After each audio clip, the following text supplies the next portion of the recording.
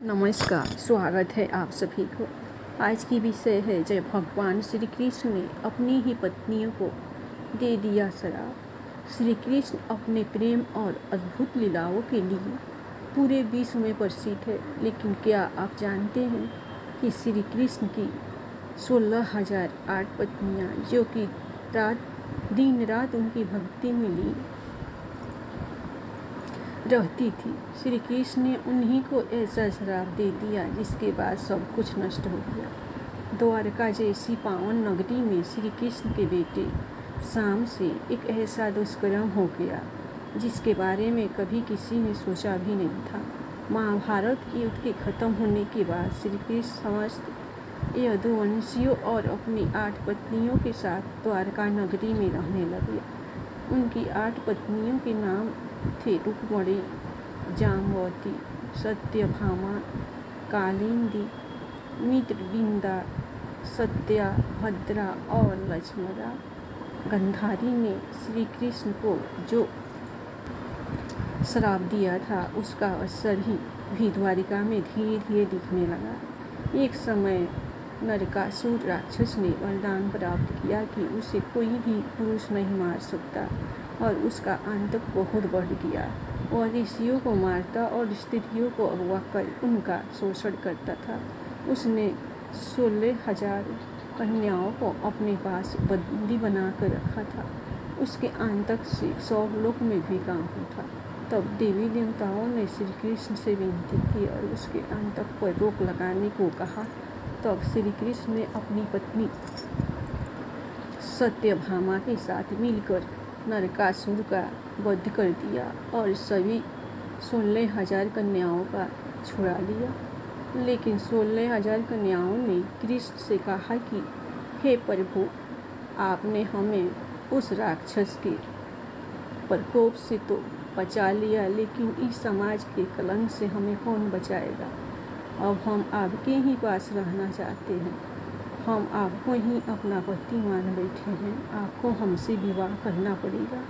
यह सब सुनने के बाद भगवान श्री कृष्ण 16,000 रूपों में प्रकट हो गए और 16,000 कन्याओं से विवाह कर लिया। परंतु श्री कृष्ण ने केवल उनसे विवाह ही किया था, उन्हें अपनी अर्धांगिनी के रूप में स्वीकार नहीं किया था। अब ये 16,000 पत्नियां द्वारका में ही श्री कृष्ण की भक्ति का अपना जीवन बिता रही थी। एक बार नारद मुनि द्वारका में पधारे, लेकिन उस समय सभी अपने अपने काम में व्यस्त थे और श्री कृष्ण के बेटे शाम ने नारद मुनि पर ध्यान नहीं दिया। इस बात को नारद मुनि ने अपना अपमान समझा और सबक सिखाने की सोची।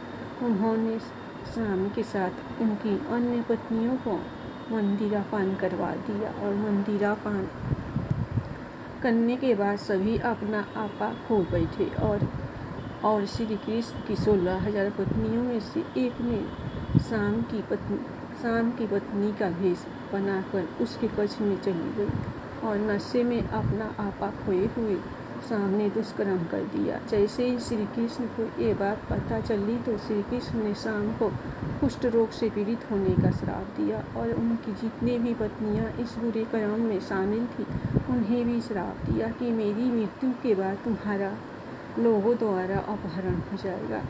उसके बाद गंधारी के द्वारा दिया हुआ श्राप अपना कहर दिखने लगा और धीरे धीरे यदुवंशियों की आपस में ही लड़ाई होने लगी। एक दिन सारे यदुवंशियों की आपस में मुठभेड़ हो गई और उन्होंने एक दूसरे की हत्या कर दी। यदुवंशियों का ऐसा नाश होते देखकर बलराम बहुत दुखी हुए और वो समुद्र तट पर जाकर जो निंदा में चले गए और उन्होंने अपना देह त्याग कर दिया। ये खबर मिलने पर श्री कृष्ण बहुत दुखी हो गए और उन्होंने अपने सारथी से कहा कि अब मेरे जाने का समय हो गया है, मैं जंगल जा रहा हूँ। और में लीन होने श्री कृष्ण जंगल में जाकर एक पेड़ के नीचे बैठ गए। एक शिकारी आया और उसने श्री कृष्ण के पैर के तीर को मिर्ग की आँख समझकर तीर मार दिया। तीर लगते ही इस बात को बहाना बना कर श्री कृष्ण ने अपना देह त्याग कर दिया और वैकुंठ धाम चले गए। इस बात की खबर अभी उनकी पत्नियों को नहीं हुई थी। जब अर्जुन श्री कृष्ण से मिलने द्वारका पहुँचे तो उन्हें वहाँ का हाल पता चला।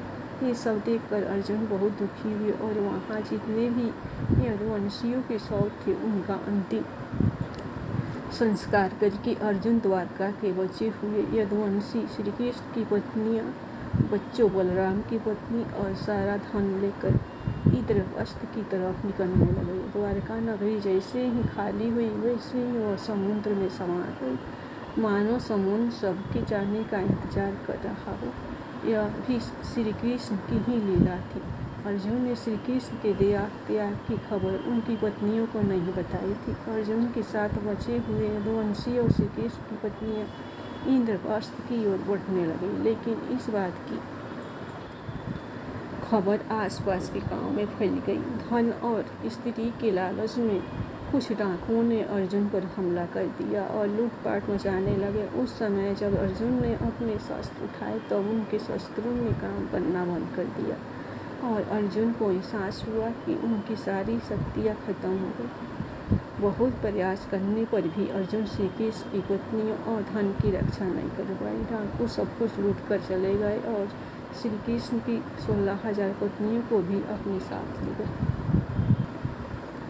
अब केवल श्री कृष्ण की 8 पत्नियां और कुछ सेवक ही रह गए थे, जिन्हें लेकर अर्जुन इंद्रप्रस्थ चले गए। वहां पहुंचकर अर्जुन ने राज में सबको अपना स्थान बांटकर अपना कर्तव्य पूरा किया। भगवान श्री कृष्ण की प्रिय पार्वज मथुरा के राजा बन गए। इसके बाद अर्जुन ने श्री कृष्ण की पत्नियों को श्री कृष्ण के देह त्याग की बात बता दी, जिसे सुनने के बाद रुक्मिणी, जो कि माँ लक्ष्मी का अवतार थी, उन्होंने अपनी शक्तियों से अपना देह त्याग कर दिया और वो भी श्री कृष्ण के पास वैकुंठ धाम चली गई। जामवंती ने भी अपने प्राण त्याग दिए और सत्यभामा और बाकी पत्नियां जंगल में तपस्या के लिए चली गई।